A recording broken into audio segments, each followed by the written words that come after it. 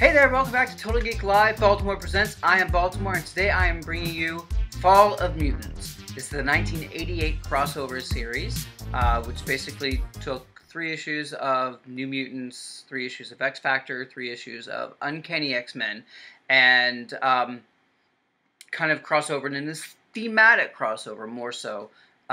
Each storyline, they didn't interact with the other titles. It was self-contained, but they were under the umbrella of Fall of Mutants.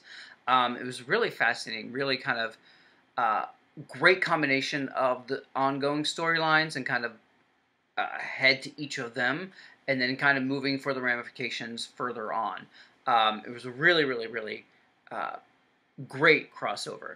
Of course, you have some other issues that kind of tied into the Fall of Mutants. You have Captain America, I think it was 339, Power Pack 35, Hulk 340, Fantastic Four 312, and Daredevil, I think 248 and 249, and also I think 252, which is kind of interesting. And it was really kind of fascinating because there's a lot of change in status quo to this crossover that happened, and it was really great way to kind of just shuffle things across the board in interesting ways. So I'll take New Mutants first. This is New Mutants 59 through 61, and basically they go off to the New Mutants. They go off to visit Bird Brain, and the animator is creating mutated animal character people, and on this island, and the New Mutants go to save them and stop him, and it's a really kind of fascinating story. You have the New Mutants, which is Cannonball, Wolfsbane, Magic, Sunspot, Warlock, Cypher, and Moonstar, and they are going off to find out what's they escape, or they basically leave the mansion, which is Magneto is in charge of them, and they sneak out to do this adventure. And it's really has a lot of ramifications for them. The Right, which is a anti-mutant organization, comes in and starts fighting them as well. And so they're fighting the Right, and they're also fighting the animator and and his goons. The animator is going to shoot Wolfsbane, and Cypher sees this and leaps in front of the bullet meant for her, and in the ensuing battle dies. And it's devastating and heartbreaking because they had a romantic, not fully realized relationship, but they had a romance happening, and it was always this funny moment because Cypher didn't have any offensive mutant abilities. All he had was the ability to omnilinguist. He could speak any language. And it was kind of like one of those dead powers when you were thinking about it when, say, we're growing up. And it was devastating that he who had no real powers saved the other New Mutants. And Magic goes crazy, and she takes the Right and the animator and drops them off in limbo and says, "You are terrible people." And that's going to leave some unsettled storylines for later. And they return to the mansion, and Magneto finds out that Doug was killed and is enraged, and they end up quitting and leaving and trying to go out on their own. And it's this kind of slow progression for Magneto to kind of go back into his villainous ways. In the X-Factor issues, this is 24 through 26.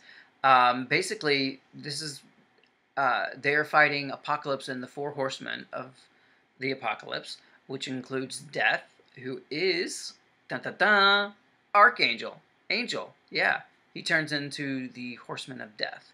And it is revealed to them in this storyline that that's who he is. Caliban, who was a former Morlock, has kind of joined up with the X-Factor crew, and once he realizes what Apocalypse was able to do, he wants that done for himself. He wants to have that kind of power. He always felt he was powerless in the mutant community, but if if Apocalypse could change him and mutate him and give him that kind of power, he was willing to sacrifice it. And that's a really kind of fascinating story development that happens for him. Iceman creates a fake Ice Man, and Archangel Death kills that Iceman. And in that ensuing shock of what he does, shakes off the Death persona, shakes off Apocalypse's machinations and brainwashing on him, and is in complete mourning because he thinks he's killed his friend, Bobby, Iceman. Thankfully, it was not the case, and he's able to right himself. They turn on Apocalypse, and Apocalypse retreats. All this takes place in Ship, which is a sentient spaceship, basically, and they've now decided that they are going to take Ship as their own for headquarters. And that's kind of a basically great status quo, which just lasts for maybe like, I don't know, 40 issues maybe, that they are living out of Ship. It's really kind of cool. And has a lot of ramifications. Angel is back with the X Factor team, and that kind of like, how are we going to deal with this? Really, really fascinating. And then you have the Uncanny X-Men. And this is kind of like one of the biggie issues for them. This is 225 through 227. The X-Men head to Dallas, where Forge and Storm are. At this moment, Forge and Storm had been on a year-long pocket dimension where he finally is able to restore her powers. So she finally has her elemental abilities back, and Freedom Force engages the X-Men in Dallas because Destiny has foretold a awful future that Rogue was going to die, and Mystique wasn't going to take that line down. So because she has the Freedom Force in her charge, she goes there to kind of stop and see what's going on. And sure enough, there's this, everything's going haywire.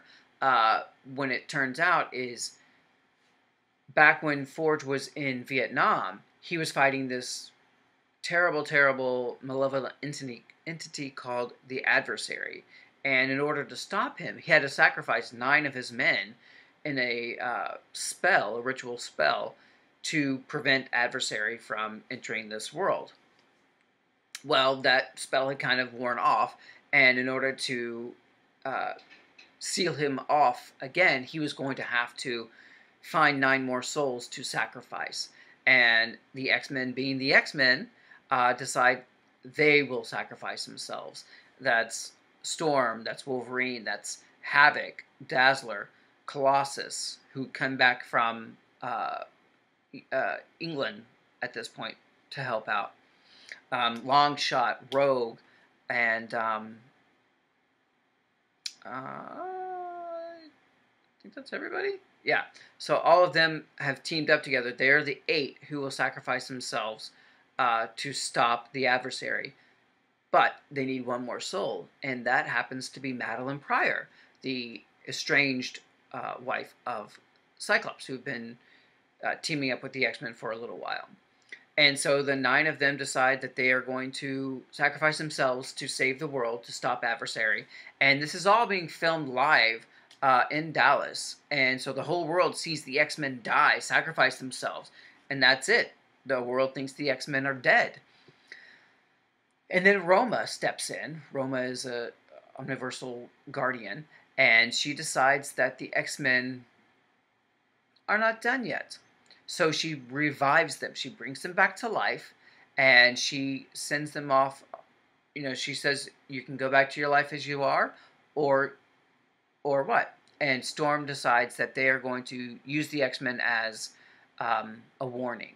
Use the X-Men name as basically ghosts. So they set themselves up in Australia. So it's this is the beginning of the Outback era, which is a fantastic, fun time. And she gives them the Siege Perilous should they decide to change things.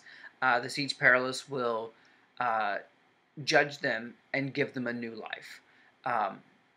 So she gives them that gem, and to safeguard and to use if necessary. So this is a really amazing new concept for the X-Men. They are set on their own. They are off to fight a good fight, but everyone believes they're dead. All their friends, all their family, and they have to deal with that. And it's really kind of fascinating to see how they manage and they survive as X-Men. But this is a really, really fascinating thematic crossover. Like I said before, they don't actually cross over in the traditional sense, but each title kind of tells their own story within the Fall of the Mutants banner.